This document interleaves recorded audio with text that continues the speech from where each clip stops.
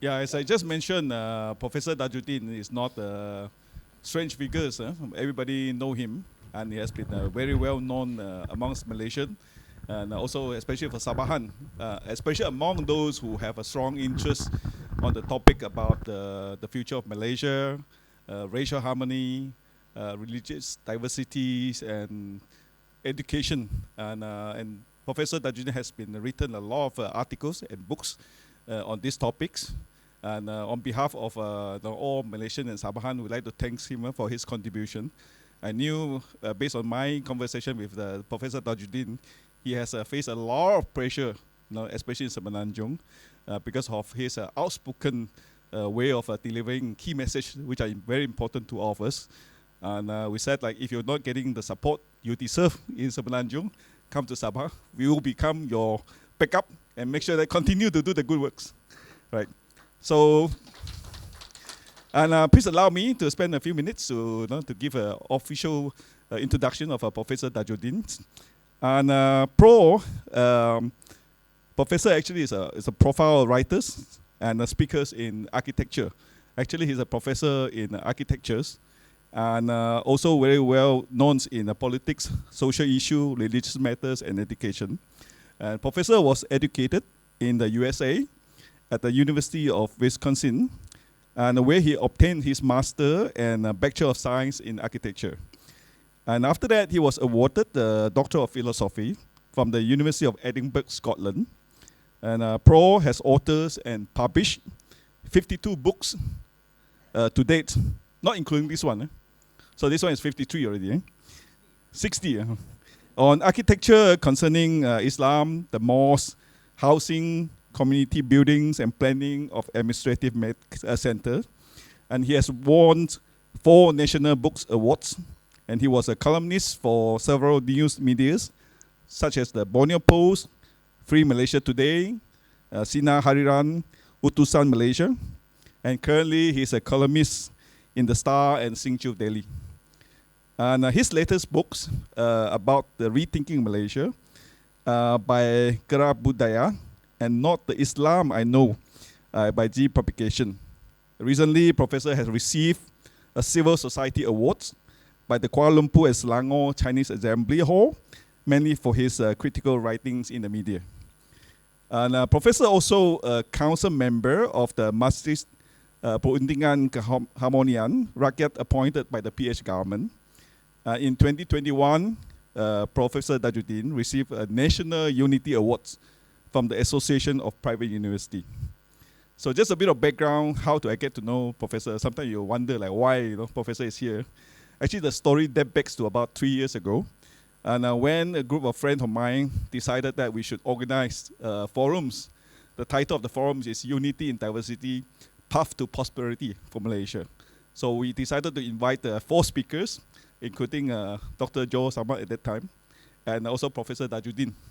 And I threw some friends in Singju, said, could you help me to get the professor email? So I emailed the professor and said, we want to do this thing in Sabah, would you be interested? Surprisingly, Pro replied to me and give us his number. So we called Pro and then everything arranged. He's supposed to come for his official forum in Sabah. That was in March 2020. Unfortunately, everyone know the COVID hit, so everything stopped. So we canceled the event. But nevertheless, I kept in touch with Professor over the past 3 years. I went to KL, I called him up. He's very nice, invited me to his house. So over the past 3 years, I met him 3 times in his house. We have a long chat. And then he shared with me about his vision and passion about working toward a better Malaysia. And also his frustration that he didn't get the audience and support from Semenanjung. I feel very sorry for him for such a figures that do so much for the nation. And he's not getting the support that he deserves. So I said, you should come to Sabah, then we should bring the people to meet you, and then we'll give you the support that you deserve. So that was like about months ago, I met Pro the 3rd time in his house, and he told me that he has a book coming up, Rethinking Malaysia, Resetting Malaysia, right? Resetting Malaysia. It's about to be printed in 2 weeks' time. He was still thinking like way to launch the book. I said, Pro, no need to think, come to KK. So So when I came back, and I talked to our chairman of the trustee, Joe, and also our board member, Dr. Jaini. He said, hey, Pro want to launch a book. Why don't we use Sabah as a platform to invite him to bring him over here? And immediately they agree. So everything is done like in 2-3 days.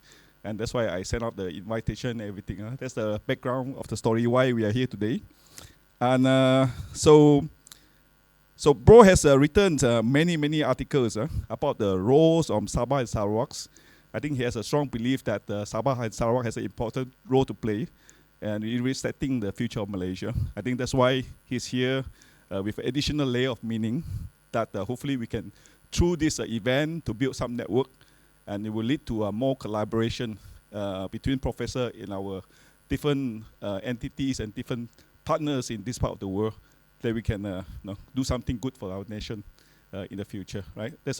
I think there's a hope of everybody here. That's why so many people are interested to come and network with professors. All right, and so without further ado, may I invite Pro to come on stage and give us a keynote address about his book, right? Welcome, Pro. Ya, Bismillahirrahmanirrahim. Assalamualaikum warahmatullahi wabarakatuh.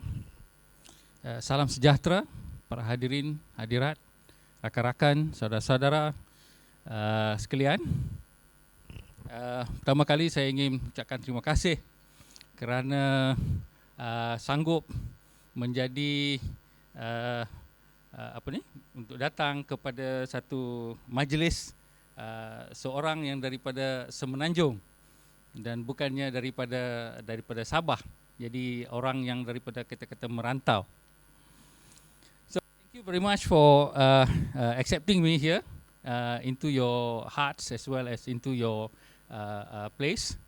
And I would like to first of all thank my friend Mr. Lim Hock Song for arranging all these wonderful things. I think the Sabahan very lucky to have a person like him. I only been here 4 days and I watched him work and I said, wah, orang ini is really orang kata apa, a very important asset to Sabahan, but more importantly, more important for our country Malaysia. But of course, the Semenanjung Malays won't listen to him lah, you know. So okay, those people have a different idea about who's right and who's wrong and that sort of thing. So I'm very touched and I'm very excited and also amazed at how Lim Hock Song has been able to work in getting this idea of diversity. First of all, I was very struck that he is a producer of this film Kota, you know, and I told him, you better let me watch first lah before you come to Semenanjung, you know, nanti kan jadi macam mentega terbang ke apa ke, you know, you pun tak boleh terbang nanti kan. So I watched it and I said, wow, this is wonderful. And my reaction to that movie was that I was very embarrassed to me, because 90% of all the words and all the alat music and all the food and everything, I tak pernah dengar pun, you know. So that is either testimony to my ignorance or the Malaysian public education system, in which we do not learn about each other. And that's why I said the subject of history, geography need to be reviewed in terms of less on all the how many tons of kelapa sawit we produce, but how do we relate to one another and how do we respect each other. So I was also amazed at how Lim Hock Song was able to bring people to a Hindu temple for a medical checkup, which I saw, and then also amazed to see Malays and Muslim into coming to the temple. I think in Selangor you need a permit for that, maybe. You may have to ask permission now about visiting other places of worship. So that is quite remarkable how he was able to do such a thing. And I said that this is the future, and my role is simply to educate a lot of us I tried to educate the Malays. That was my first intention. I tried to tell the Malays how to be a Melayu global. Okay, and I also tried to tell them how to be a good Muslim, a Muslim that is inclusive, a Muslim that is accepting, a Muslim that can reach the highest spirituality by giving dignity to others. Then they call me Melayu Murtad and also Islam Sesat. Yeah, so that is something. Well, I didn't really feel that sad because as a Muslim, the responsibility of reminding others is simply, Allah says in the Quran, you are just to remind. And God does not check KPI, how many people you influence and things like that. He doesn't deal with numbers. The fact is, have you done the job? Did you do it well? Were you, have you done it with adab and all that? So that is how I came about to do a lot of my work. And also, there are many who says or attacks me on being a when I give lectures in the church, they say that Prof Tajuddin is a Christian sympathizer. So when that accusation came to me, I answered them and said, well, you better be clear on what you are saying. I'm not just a Christian sympathizer. I'm also a Hindu sympathizer, a Buddhist sympathizer, and a sympathizer of all those who wants to do good for the benefit of all of us in this country and in humanity. So this is what I think we should tell these people. So unfortunately, Malays especially in Semenanjung, I'm not going to comment in Sabah because I don't know very well, learn Islam through what I call cultural inheritance. Okay, whether you are a small kid or some of the middle class who's retiring and hiring ustaz to come to their house, the curriculum is the same. The curriculum requires them to emphasize on ritual, because this is how Muslims are taught. And that's not a problem. They are also emphasizing on the aspect of protecting Islam, what you call jihad or perjuangan and things like that. So the problem comes when they start to compare with others, and this is what the ustaz do. They say, don't be like them. Don't be like those who drink alcohol. Don't be like those who are unclean. Don't be like those who do not have high morals, the way they dress, the way they... This is what we call form. The making of a form is like a mosque where it must have a dome or a minaret. If you don't have a dome or minaret, then it's not a mosque. I once gave a lecture to a group of academics, and I said that I can argue from the use of the Prophet's hadith that if you put a dome or you put a minaret or 2 or 3 minaret, then not only does the mosque become un-Islamic, but it can also be considered sinful because of waste. The Prophet Muhammad had warned against waste. And I had studied the historical development of minaret, azan, from religious and historical, and I can say that you do not need to have all those things. Then one professor stood up and said, oh, yeah, you have a good argument, but I feel rasa macam tak complete lah kalau tak ada dome when I pray in the mosque. So say, oh, your prayer is dependent on whether there is a dome or not. This one is very new to me, you know, in religion.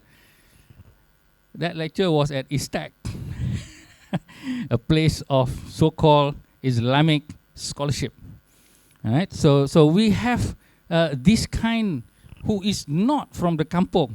We have Muslims who have good intention, but their education is still what I call a children pedagogy type of education.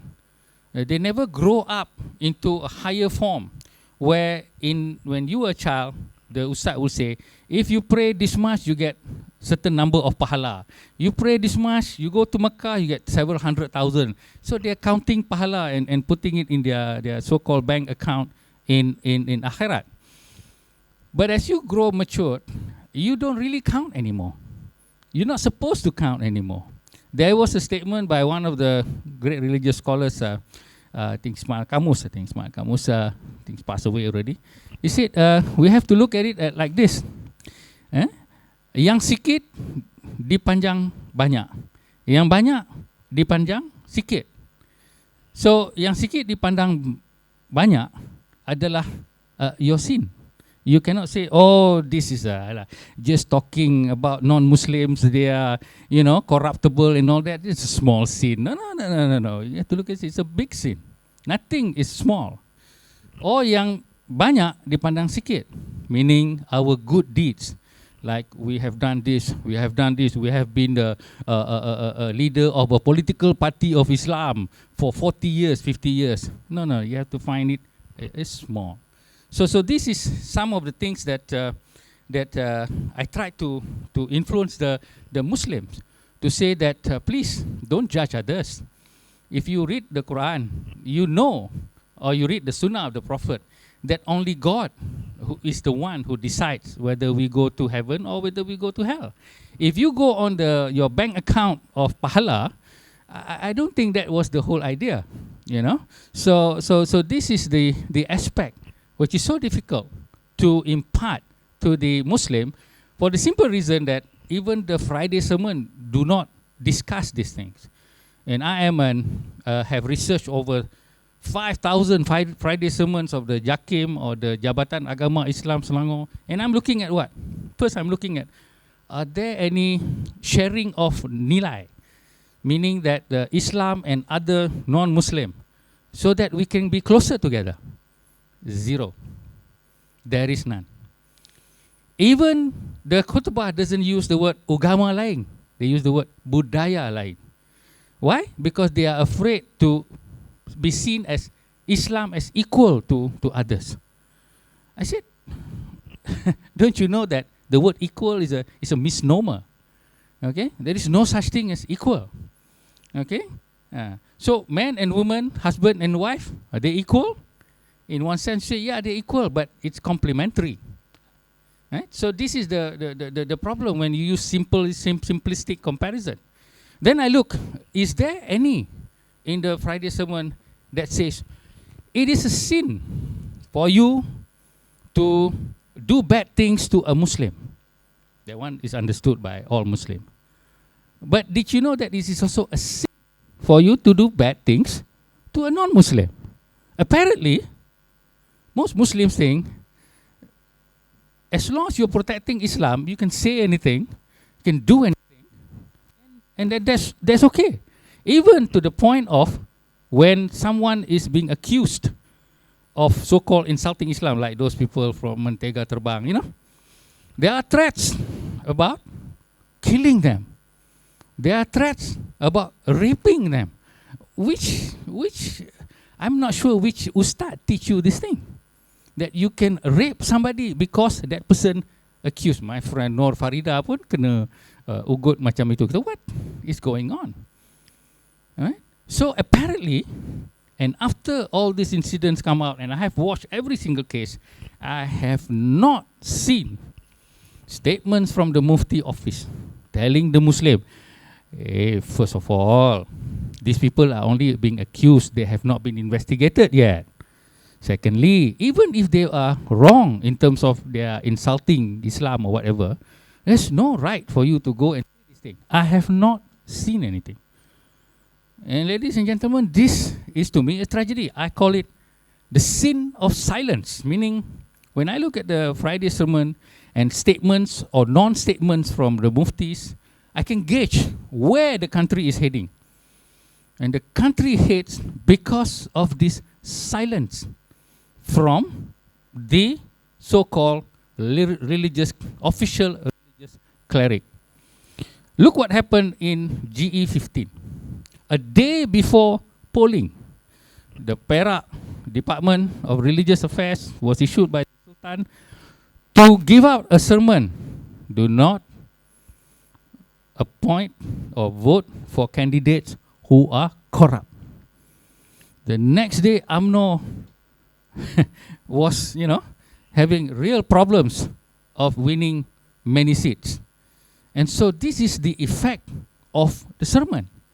And I wanted to do a research on reading 10,000 Friday sermons in various parts of the country and comparing it perhaps to Sabah and Sarawak and Singapore, even Melbourne, to see the different kinds of mapping of the Muslim mind from the Friday sermon. Now, please understand, I'm not trying to say that the religious department is purposely trying to, make Muslims enemies of non-Muslim.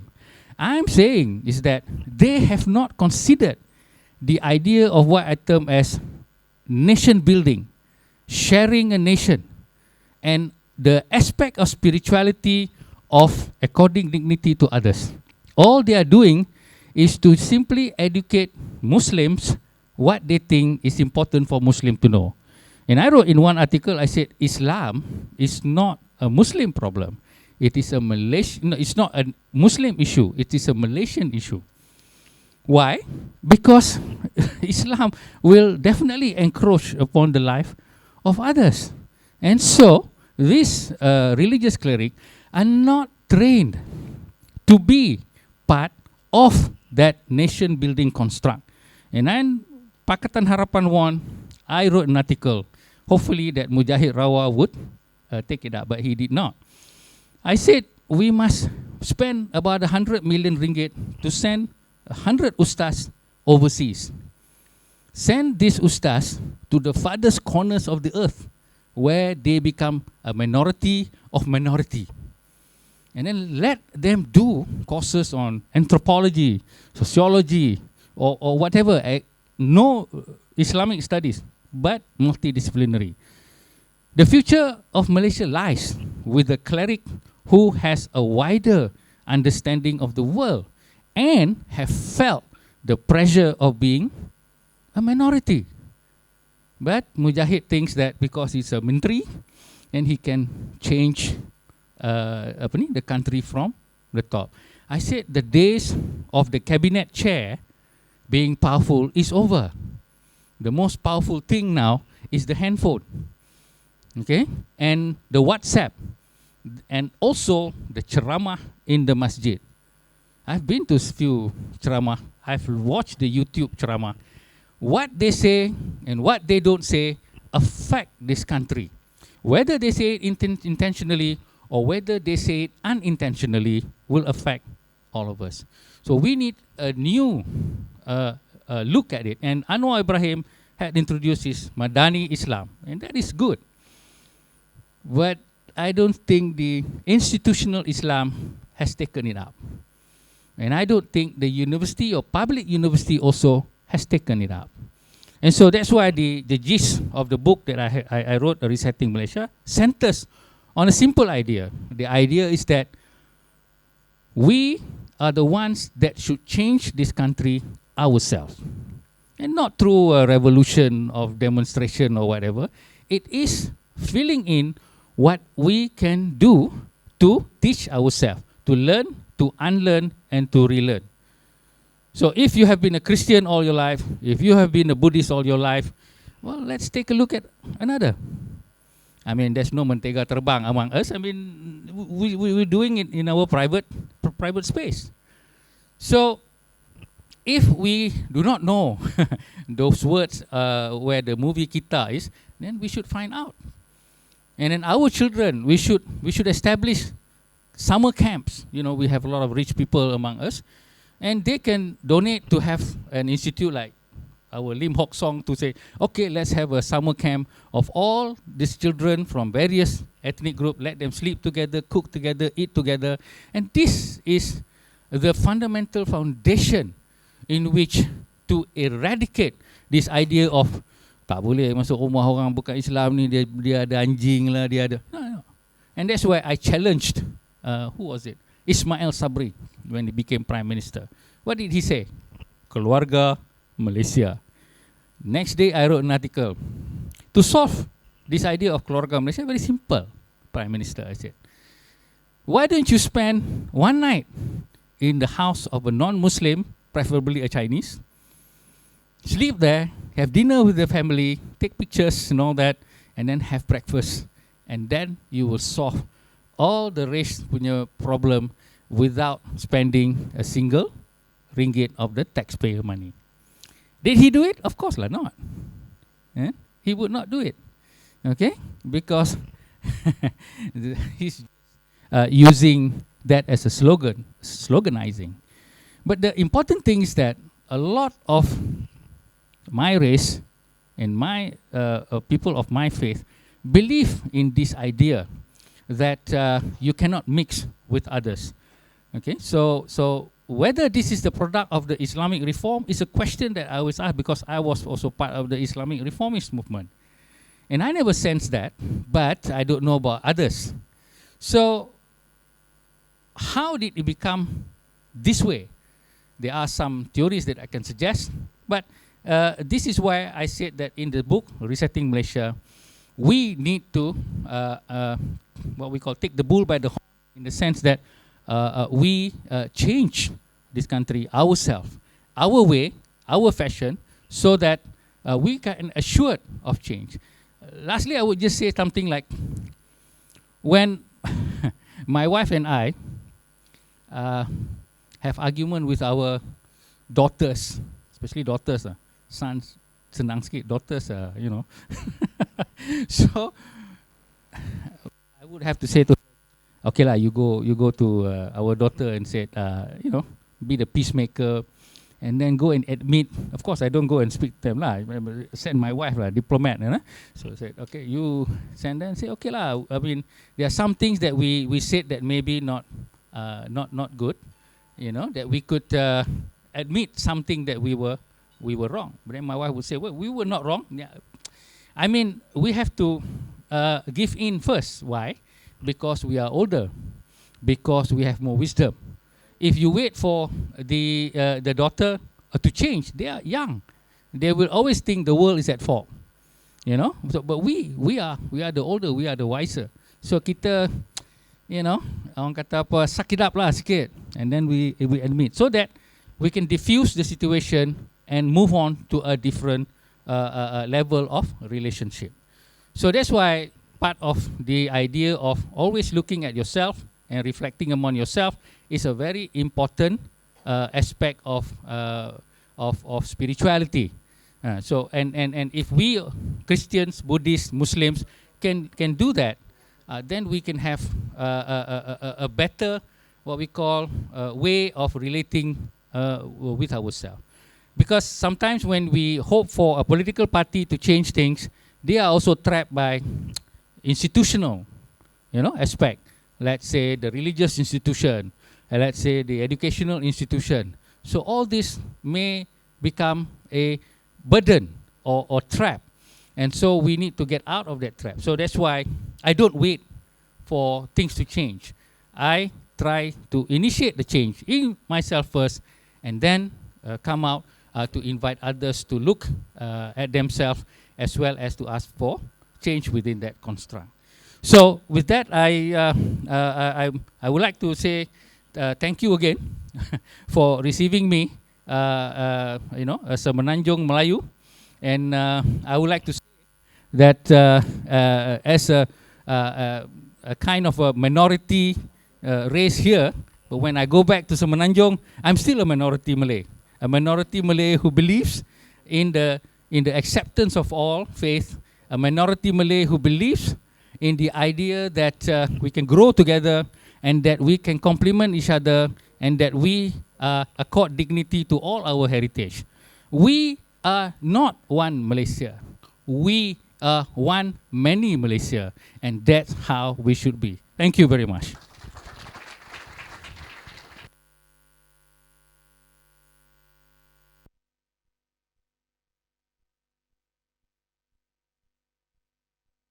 Thanks, Prof. Stay here, and we have a very simple ceremony to launch the book. May I invite our chairman of the trustee, Dr. Joe Sama, and also chairman of our board, Dr. Jaini.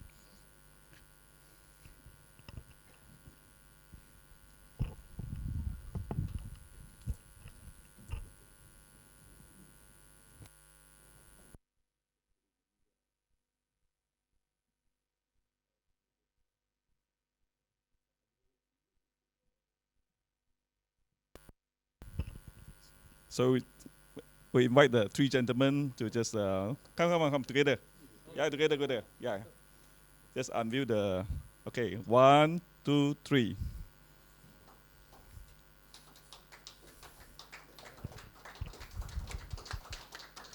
Thank you. Actually, the books is not yet available in the bookstore, is it? Not yet. Yeah, it's freshly printed like a few weeks ago. So those who have a copy, you have a first hand on reading the books. And if some of you want to buy more, and you can contact me. We'll try to order more, and then we'll distribute it in KK. All right. Yeah. Bring the bawa satu kopi.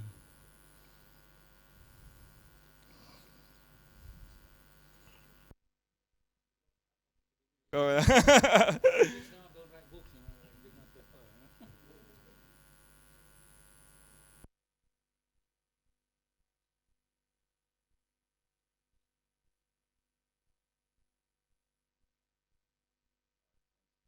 Okay, thank you. Yeah.